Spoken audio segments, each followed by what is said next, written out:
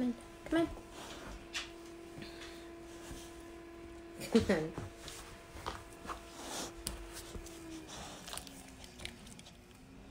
Hello. Lap dogs. 55 or whatever pound lap dogs. It's a lot of fun. She's gonna bark and move. This will be easy. This is great. This is great. Hey guys, sorry for all the movement. This doggie's kicking my butt here. So happy Monday. I see a couple folks joined us. If I look discombobulated, it's because there's a dog on top of me. Hey, Chijik, what's happening? Good to see ya. Vincenzo. How's everybody's Monday going? What's new and exciting today? Where'd you guys work out of? Your kitchen, your dining room, living room? You never know, right? I don't know what I did. I moved around rooms. You know, in the world of like virtual meetings, I have a whole bunch of them. I had a whole bunch and I still have one more to go today. And I was not having it. And I shut the video off. I was tired of seeing my own face and I just needed a breather. Just took a nice walk in Seneca Park by the zoo. I live where like behind my house, just around the corner, is like a little pathway to get into the zoo. Or to get into Seneca Park rather. So I took the puppies there. Happy Monday, Meredith. Hey, David, Nellie, Jansen, hello. You see Meredith is on, Tony's on. Hey guys, happy Monday. Jake, hey Jake. Of course, good to see you. Good to see everyone. I'm fidgety, so I keep moving, and plus these dogs are moving and driving me a little nuts. I'll show you. They love each other a lot, these two. All day, you guys know the deal. They just make out. David, Riley, good to see you. Haven't seen you in a while. Love seeing pictures of your puppies on Facebook. So how's everyone doing? I want to hear from you. I'm tired of hearing myself talk. We talked about that in staff meeting today. Casey, hello. They're so sweet. Yeah, these are... Stop it. They're sweet. They're annoying. My hair is being really wild. I keep messing with it. I'm going to leave it alone. Yeah. So today I was thinking a lot about a couple of things. I was thinking a lot about resentments, and I was thinking a lot about gratitude. I've been hanging on to some, I guess, resentments or like dis-ease, uncomfortable feelings for a little while around a situation.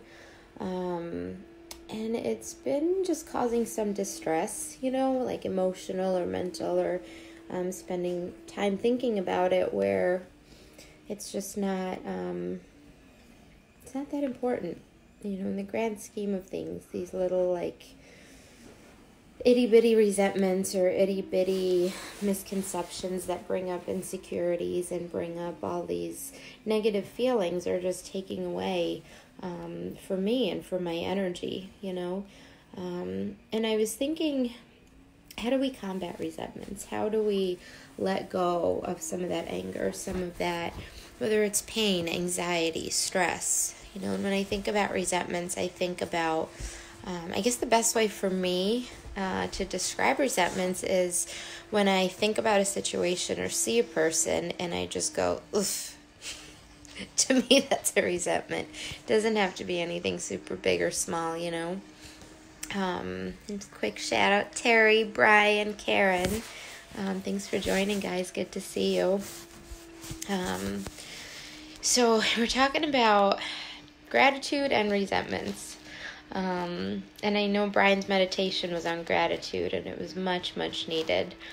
Because this morning I had some recurrence of resentments popping up And it just brought me to a place of, like, how do I want to live my life? Where do I want to expand my energy? Looking at, self-love and acceptance.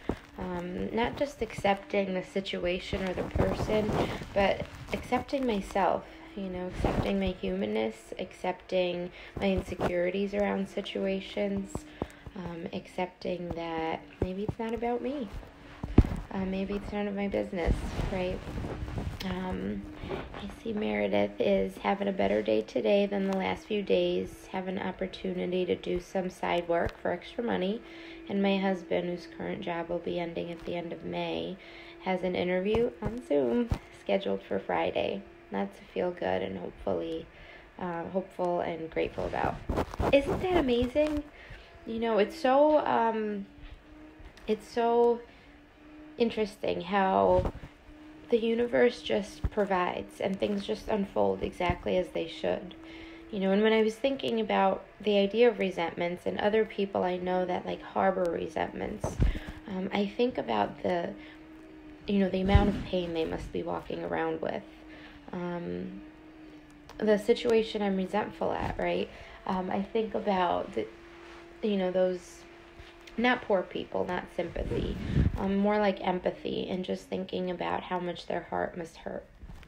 People that aren't nice to others, how hard that's got to be to walk through each day, carrying that kind of weight. And that's what brings me to gratitude. Gratitude for the insight that I have about myself and my feelings and reactions. Gratitude for awareness, for the ability to act in a different way, right? Align my thinking, my behaviors, my actions with my principles and the things that are important to me. I'm grateful for, I could rattle off the material things I'm grateful for, the basic things that I say are, a privilege in many ways, like having a roof over my head, having food on the table, my bed. I'm really grateful for my car and my bike, and that the weather is getting nicer so I could ride. And but those are all things that they don't carry a whole lot of weight. To some extent, if I don't have my car, or if I don't have my bike, that's not going to make or break me. Those are privileges. Those are accessories. They're not necessities in many ways. Necessities are really, right, our basic needs. Food, I need food, safe housing or shelter, but also my community and my people, right? Alone in my own, I don't know, I could fall into darkness really quickly when I'm alone, when I don't have my network and my community. And, above just the basic needs for food, shelter, that kind of hierarchy of needs, there's emotional needs, there's psychological needs, around having some sort of vision, some sort of purpose. I talk about that a lot. I don't know if you guys are getting tired of it, but that's what I think about throughout the day. Some of the things that drive me. Let me see. Oh, a couple of new folks joined us. Gary, Holly, hey guys. Kathy, Lisa, Chris, Thomas. Good to see you guys. Kathy, how do I get into video? I'm not sure what you mean, Facebook Live. Meredith wrote, same here, inside my head is a dark place sometimes, especially when isolated. Yeah, and it's real easy to fall into those dark places, and it's really easy to get stuck on resentments. That's something that I know for sure. And it just takes away our peace, right? Resentments aren't hurting the other person we're resentful at. They're hurting ourselves. They're hurting our serenity. They're taking away from our peace of mind. And I just choose to live differently today. It sounds, a lot of the stuff I talk about sounds a lot easier than it is, but it's something I strive towards. I just strive to react differently than I used to, because in the past, these things didn't interest me by any means. Like, I didn't care about the kind of person I was, because I just had no more hope. I was broken, I was beaten, I had nothing else to live for, so I wasn't thinking about my principles, I wasn't thinking about living right, doing right, none of that stuff, I definitely didn't care about a whole lot other than feeding my disease, or making sure that my needs were met, as kind of detached from reality as I was about what those needs were. David, I know for me in the past, I've been so giving of myself to a point of exhaustion. I would get really upset when others didn't step up to the plate. I ended up resenting others. Today, I do what I can and just accept any effort, big or small, others may offer. Absolutely. As long as, I do my part, as long as I give it my all. Expectations are very interesting thing. I have high expectations for myself, and I have expectations of others, but a lot of that time that sets me up. Hey Nikki, good to see you. Hope you're having a happy Monday. We're talking about resentments and gratitude, right? Living in gratitude, but also looking at the ways in which in isolation, in times of resentment, how do we handle those situations? And yeah, David, I can't agree more. Definitely, just doing the best I can. If I do the best I can, the rest is up to the other person, the other situation, the other institution, whatever it is. I know I put in the work, right? And Jake, personally dealing with resentments has always been a struggle for me. I am a people pleaser, so naturally when in my addiction, I created so much pain towards others. Through consistently working on myself and communicating with other addicts, I've really grown so much. I have found this self-love that I've never had before, and really it comes down to that. For me, is really focusing on self-love, because when I do, I'm able to love others so much more. Absolutely. If I don't love myself, I don't really know what love is, right? In terms of unconditional love, if I don't have love for me, then I can't have that kind of love for another person. I could love someone, I'm not saying that, but if I don't value myself, if I don't see myself as worthwhile, I don't have that much to offer, because I'm going to see my flaws in other people and blame them, essentially. Where did I stop? I'm able to admit and face my faults and resentments. I'm eager to mend and repair where I can. And at the end of the day, if I put my whole heart and soul into people and life in general, I can accept what comes after, no matter what the result. Yeah, I like that a lot. That's pretty spot on, I think. I could definitely relate to that. If I know when I'm not giving it my all. I know when I'm trying to shortchange or shortcuts or just get through it, just do the work, and then, I don't feel great about it. I don't feel confident in it because I'm just trying to get through something, and I want to feel confident about what I do. If I'm not giving something my all, whatever my all is for that day, right? Because that's fluid.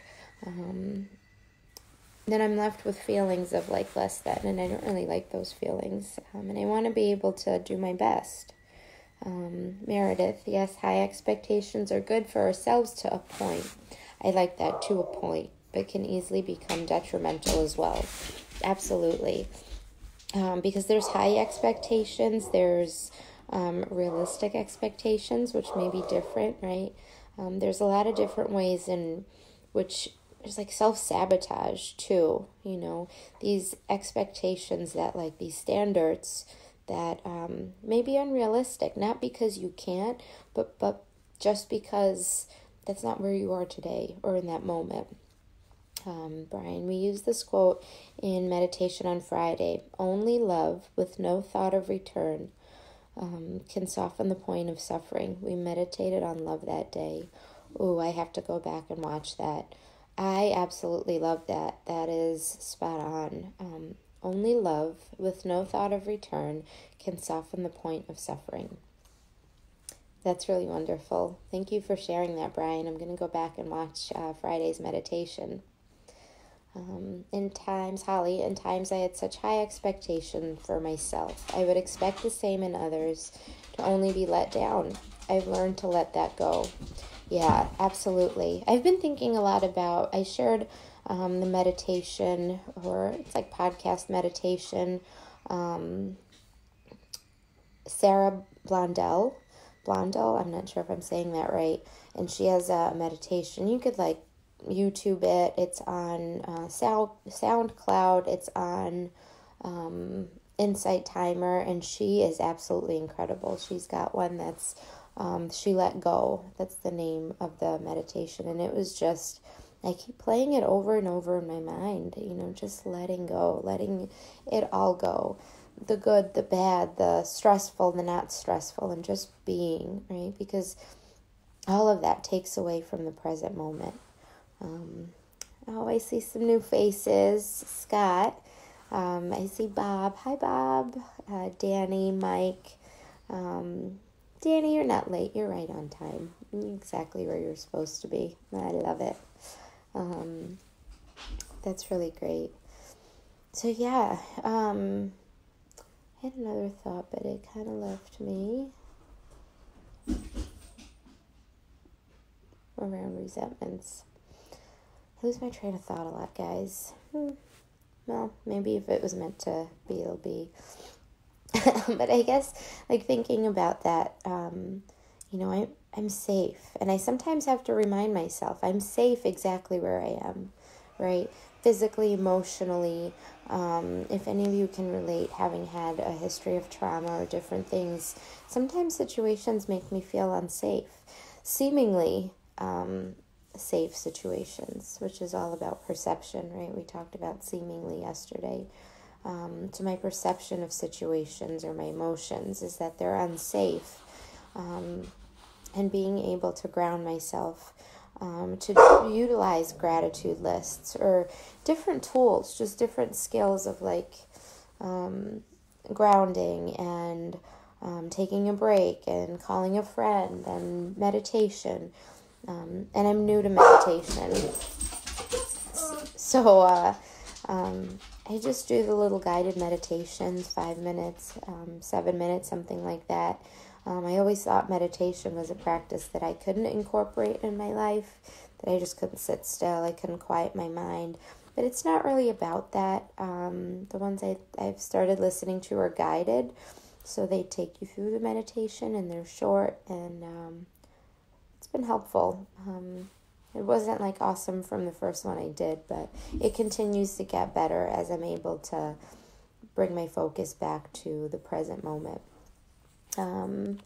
David, well, good people. I've got nieces and a nephew whom I've been practicing all this gratitude and acceptance on, and they're needing attention. Take care.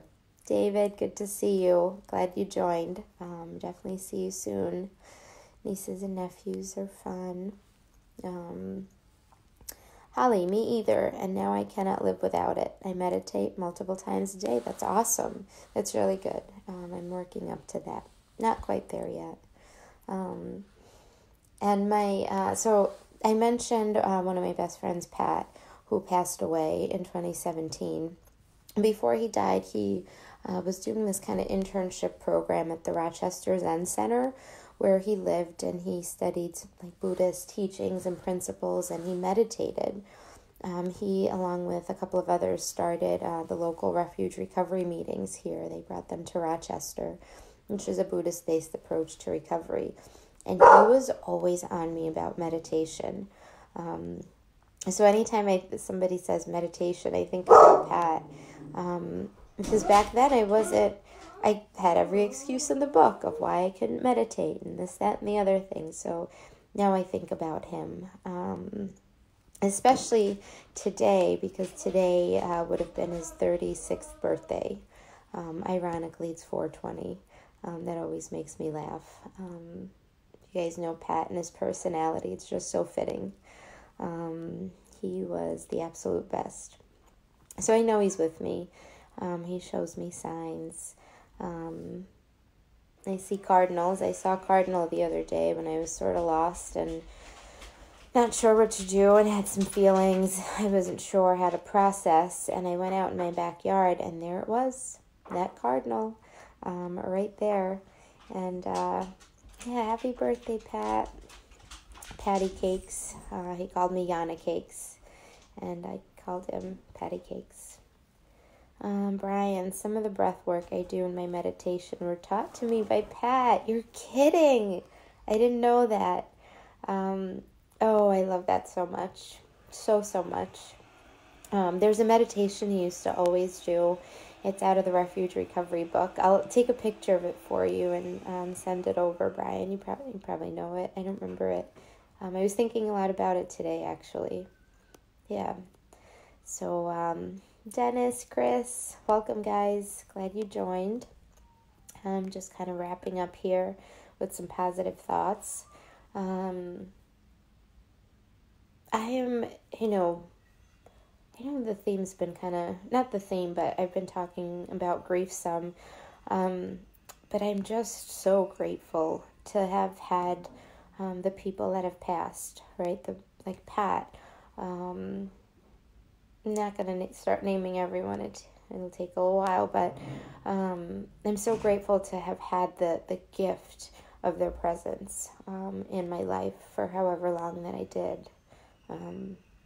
Pat brought so much joy. There's so many others that brought so much joy that have taught me so many lessons, and they're with me today. So everything, I don't know, everything up until this point in my life has brought me, or everything has brought me to this point in my life, rather. And this is where I am, and this is me, and I hope that you could get something out of that. I know it's cliche, we're exactly where we're supposed to be, but, it's kind of a simple thought, and this is where I'm supposed to be, for whatever reason. Holly, each person is a part of who you are. Yeah, and for reasons, that I don't yet understand, I'm here with you guys, and some of those other folks are not. And I don't know why, and I'll maybe never know why, but I carry them with me, and I carry their passion with me. And I hope you do the same. If you've experienced loss, I hope you carry those people with you in your heart. And just spread their love, and spread your love to everyone you meet. Nikki, isn't it amazing how they stay with us through memories and reminders? Yeah, absolutely. Absolutely, they sure do. Holly, you will one day. Meredith, it's so true. Harder to accept during the really bad times, but it's always true. Yeah, it sure is. It sure is. I like those, like the positive reflections, there's some times where we reflect back on our lives and we think about the negative, but I really like today or tonight, chatting with you guys, and reflecting on just some of those positive experiences within some pretty intense losses, and being able to reframe and look at things differently. And Danny, I'm really sorry that you lost your friend a year and a half ago. It's incredibly, incredibly painful. I don't know if you believe in that kind of stuff or not, but I do, as Nikki said, that that the people stay with us. They stay in our hearts. They give us reminders, and they're always with us. So I offer that up to you, and I hope that you guys can reflect on some of whatever has happened to you in your life, some of the positive moments, and also the more challenging ones, and look at whether it's the lessons that came out of that, the messages, the memories, even some of the painful stuff, to try to really look at what was, if there is, because for some things there may not be, but, what was some of the good that came to your life around it. With every person that has entered my life, even though some have left, they have left such meaningful imprints on my heart. And I know they're always with me, and I'll always carry them with me. So, with that, I hope you guys have a wonderful evening. Remember that you are so much stronger than you know, so much braver than you think, and you are so incredibly loved. Thanks for tuning in, guys. It's been a great night. Looking forward to tomorrow. Reach out if you need to talk or want to talk, or going through a rough day or a rough morning or a rough hour, or just want to share some thoughts with someone. I'd love to hear from you. It would be a great distraction from Zoom meetings. Love you, Chris. See you again tomorrow. Have a great night, guys. Bye.